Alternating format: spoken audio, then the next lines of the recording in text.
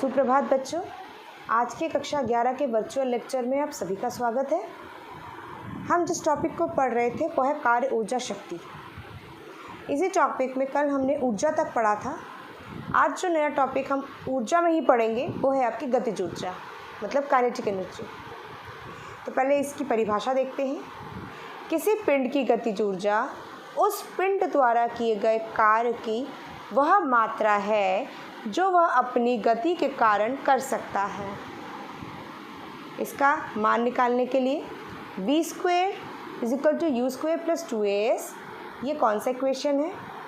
ये जो है न्यूटन के गति विषयक नियम में से तीसरा वाला है। मतलब जो न्यूटन लॉ ऑफ मोशन है इससे हमने इसको लिया है, गति विषयक नियम नहीं है ये आपका जो है आपके तीन हमने इक्वेशंस पढ़े थे बेटा टू से। तीन इक्वेशंस हमने पढ़े थे आपके मोशन के, गति के, उनमें से तीसरा इक्वेशन है। यदि u बराबर 0, जहाँ u पिंड का प्रारंभिक वेग है, तो ये 0 हो जाते ही v square is equal to 2as बन जाएगा, जहाँ पर a क्या है? त्वरण है, और s चली गई दूरी है। अब हम क्या करेंगे, इसमें दोनों तरफ m/2 से गुणा करेंगे। तो यहाँ भी मैंने m/2 से गुणा किया और यहाँ भी मैंने m/2 से गुणा किया। उसे करने पर half mv square is equal to यहाँ क्या बचेगा? 2 से 2 कट जाएगा,mas। अब m इंटू a क्या होता है? द्रव्यमान गुणा त्वरण आपका बल होता है, s है आपके विस्थापन। तो half mv square is equal to f dot s आया है। हम सभी जानते हैं half mv square is equal to fs, बल गुणा विस्थापन। तो ये कार्य करने की क्षमता है। चूँकि पिंड में कार्य करने की यह क्षमता पिंड में गति के कारण है, अतः उसे हम गतिज ऊर्जा कहते हैं। गतिज ऊर्जा तीन प्रकार के होते हैं। एक स्थानांतरीय गतिज ऊर्जा, एक आपकी घूर्ण गतिज ऊर्जा, एक आपकी दोलन गतिज ऊर्जा। v वेग से गति करते हुए m द्रव्यमान के पिंड की गतिज ऊर्जा जो होगी E के, वो होगा हाफ mv स्क्वेयर। अगर हम v को लिखे तो ये v डॉट v है, क्योंकि ऊर्जा जो है वो आपका कैसी राशि होती है? स्केलर। स्केलर मतलब आपकी अदिश राशि। तो गतिज ऊर्जा का मान कितना आया? वो है हाफ mv स्क्वेयर। अब हम देखते हैं कार्य ऊर्जा प्रमेय, वर्क एनर्जी थ्योरम। बहुत इंपॉर्टेंट है एग्जाम पॉइंट ऑफ व्यू से भी। किसी वस्तु की गतिज ऊर्जा में परिवर्तन उस वस्तु पर आरोपित बल द्वारा कृत कार्य के बराबर होता है। मतलब कि गतिज ऊर्जा में जो चेंज आ रहा है वो उसके वर्क डन के बराबर होता है। तो यदि किसी वस्तु का प्रारंभिक वेग u है, तो वस्तु पर कार्य करने वाला त्वरण जो है वो a है। तो s दूरी चलने के पश्चात वस्तु द्वारा प्राप्त वेग कितना होगा? हमने माना वो v है। हम जानते हैं प्रारंभिक और अंतिम हम ऐसे ही लेते थे। तो फिर से हमने थर्ड इक्वेशन ऑफ मोशन को यूज़ किया। तो v square is equal to u square plus 2as, v square minus u square is equal to 2as। तो समीकरण 2 में को भी हम m/2 से गुणा करेंगे। तो हाफ m/2 यहाँ पर भी आया, m/2 यहाँ भी आया, m/2 यहाँ भी आया। अब इसमें 2 से 2 कट जाएगा, ये आएगा ma क्या होता है? f, जो कि न्यूटन के दूसरे नियम से हमने लिया, और s हमारे पास ऑलरेडी था। तो ये क्या है? ये जो अंतर है इसमें गतिज ऊर्जा में अंतर है, ये कार्य w बराबर f डॉट s बल गुणा विस्थापन के बराबर है। ध्यान रखने वाली बात इसमें क्या है कि सरल रेखीय गति में वेग, बल, त्वरण तथा विस्थापन एक ही दिशा में होते हैं। Half mv square minus half mu square is equal to w अगर हम लेते हैं, तो v स्क्वेयर को kf मतलब अंतिम गतिज ऊर्जा माने, और हाफ mv स्क्वेयर को के आई इज इक्वल टू प्रारंभिक गतिज ऊर्जा माने तो के एफ माइनस के आई डब्ल्यू के बराबर होगा। तो डेल्टा के डब्ल्यू के बराबर होगा, मतलब पिंड की गतिज ऊर्जा में परिवर्तन बल द्वारा पिंड पर किए गए कार्य के बराबर होगा। तो बल द्वारा पिंड पर कृत कार्य पिंड की गतिज ऊर्जा के परिवर्तन के बराबर होता है। यही कार्य ऊर्जा प्रमेय कहलाता है, बहुत इम्पॉर्टेंट प्रमेय है। फिर है आपका परिवर्ती बल के लिए कार्य ऊर्जा प्रमेय, मतलब work done theorem for a variable force. हमने परिवर्ती चेंज होने वाले फोर्स के बारे में पढ़ा था, बल के बारे में पढ़ा था, उसी का हम इस्तेमाल करेंगे कि किसी पिंड की गतिज ऊर्जा के हमने माना कितनी है, हाफ mv²। अब हम इसको डिफ्रेंशिएट करेंगे तो हमें पता है फॉर्मूला क्या होता है। अगर हमको d/dx ऑफ x की पावर n करना है तो वो होगा n x की पावर n-1। तो यही किया हमने यहाँ पर, इसमें जब यूज़ किया तो हाफ m d/dt, समय के साथ कौन बदल रहा है, v बदल रहा है। तो इसका अगर हम निकालेंगे तो ये क्या हो जाएगा, हाफ m, 2 पहले आएगा और v 2 - 1 1, वही चीज़ मेरा आया इंटू dv/dt, क्योंकि ये पार्शियल डिफ्रेंसिएशन है। ठीक है, अब आप यहाँ पर ध्यान से देख सकते हैं कि 2 से 2 कटा तो मेरे पास बचा mv dv/dt। और dv/dt क्या होता है, तात्क्षणिक त्वरण, मतलब एक पर्टिकुलर क्षण का जो त्वरण होता है। तो dk/dt जो मेरा यहाँ आ रहा था ये हो गया ma/v के बराबर। ma क्या होता है, बल, फोर्स, इनटू मेरा ये क्या आया, dk/dt is equal to ma/v is equal to m into we.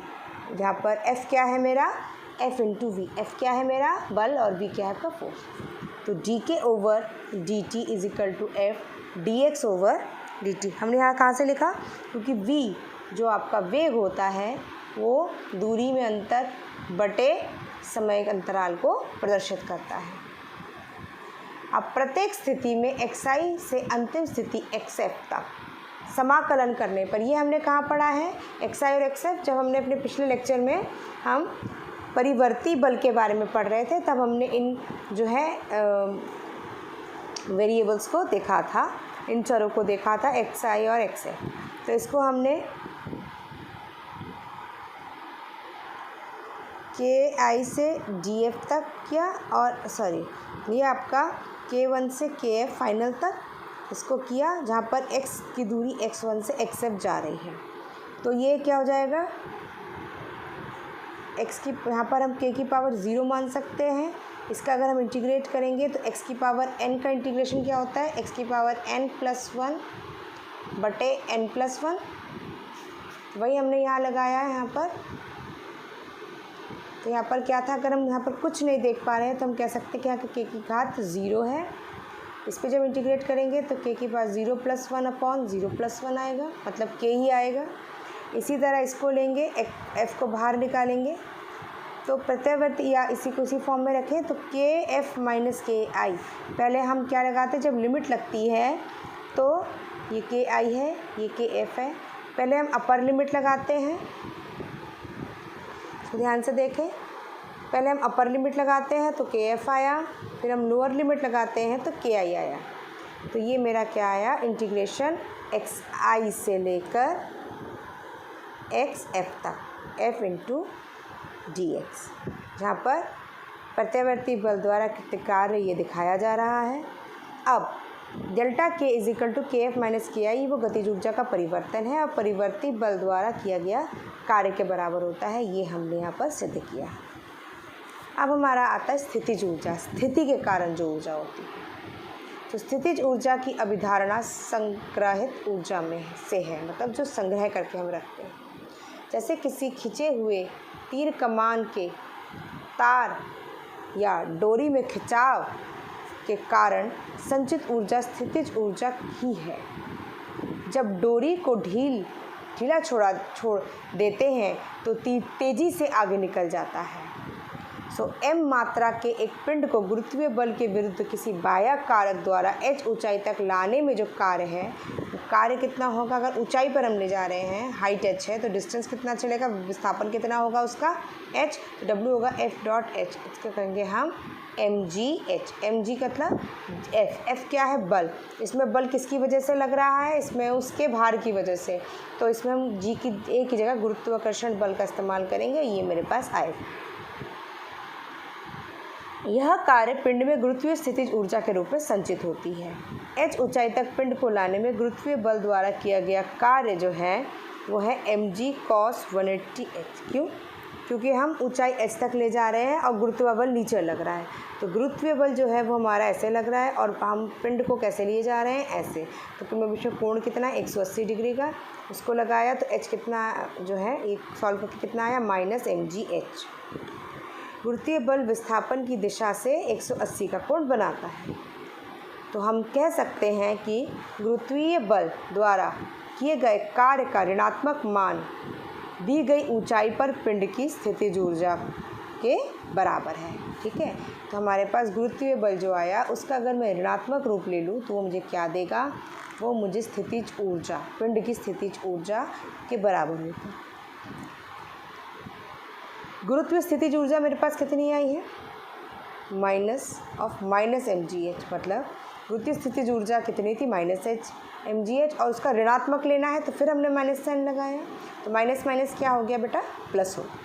तो किसी वस्तु में उसके विन्यास, ठीक है, उसकी स्थितिज अथवा विकृत अवस्था के कारण जो कार्य करने की क्षमता निहित होता है वह वस्तु की स्थितिज ऊर्जा कहलाती है। जैसे हमें करंट, जब हम जो है हाइड्रो पावर प्रोजेक्ट में देखा होगा, ऊपर से पानी गिरता है तो उससे पंचक्की चलती है जिससे कि इलेक्ट्रिसिटी का जनरेशन होता है। तो इसमें हम क्या देख सकते हैं? इसमें हम देख सकते हैं कि स्थितिज ऊर्जा जो थी, जो पानी इतने हाइट पर स्टोर किया गया था, उसी की वजह से जो है हमको वही ऊर्जा हमें विद्युत ऊर्जा के रूप में प्राप्त हो रही है। फिर आता है आपका निरपेक्ष स्थितिज ऊर्जा। निरपेक्ष स्थितिज ऊर्जा की तुलना में किन्हीं दो बिंदुओं के मध्य स्थितिज ऊर्जाओं का अंतर अधिक प्रासंगिक है। निरपेक्ष स्थितिज ऊर्जा की गणना शून्य स्थितिज ऊर्जा के सापेक्ष की जाती है। शून्य ऊर्जा की स्थिति स्वेच्छा, मतलब आर्बिट्ररी, सोच की तरह होती है। जैसे कि वृत्तीय चुंबक तथा विद्युत निकायों के लिए शून्य स्थितिज ऊर्जा वह है जिसमें क्रिया करने वाले कण अनंत दूरी पर स्थित हो, तथा प्रत्यास्थ वस्तु जैसे स्प्रिंग या तारों आदि के लिए शून्य स्थितिज ऊर्जा वह स्थिति है जब वे साम्यावस्था में हो, अर्थात तनाव या दाब की स्थिति में ना हो। यदि हम किसी मीनार की चोटी में एक डोरी द्वारा m मात्रा के पिंड को इस प्रकार लटकाए कि भूतल तथा चोटी में पिंड की ऊंचाई h हो, यदि भूतल पर स्थितिज ऊर्जा 0 ली जाए तो पिंड की निरपेक्ष स्थितिज ऊर्जा कितनी होगी? अगर एकदम उसके बेस पर, धरती पर, मतलब उस पर अगर हमारी 0 है तो हाइट पे कितनी होगी? mgh होगी। यदि मीनार की चोटी पर स्थितिज ऊर्जा 0 ली जाएगी तो पिंड की निरपेक्ष ऊर्जा -mgh हो जाएगी। क्यों? क्योंकि अब मीनार पे हम 0 ले रहे हैं तो ये उसके उल्टे काम कर रहा है, डाउनफॉल में काम कर रहा है, तो उसमें माइनस पड़ जाएगा। अतः निरपेक्ष स्थितिज ऊर्जा की तुलना में स्थितिज ऊर्जा में परिवर्तन की गणना अधिक प्रासंगिक माना जाता है। तो आज हमने गतिज ऊर्जा के विषय में पढ़ा, साथ ही साथ स्थितिज ऊर्जा के बारे में जाना। कल भी एक इम्पॉर्टेंट टॉपिक जिसे कहते हैं, इसमें हम किसी स्प्रिंग की प्रत्यास्थ ऊर्जा निकालेंगे, वो पढ़ेंगे, जो एक इम्पॉर्टेंट टॉपिक है। तो आज के लेक्चर में बच्चों इतना ही। अगर आपको वीडियोस में से कोई भी समस्या हो समझने में तो आप मुझे कॉल करके या ग्रुप में पूछ सकते हैं। धन्यवाद।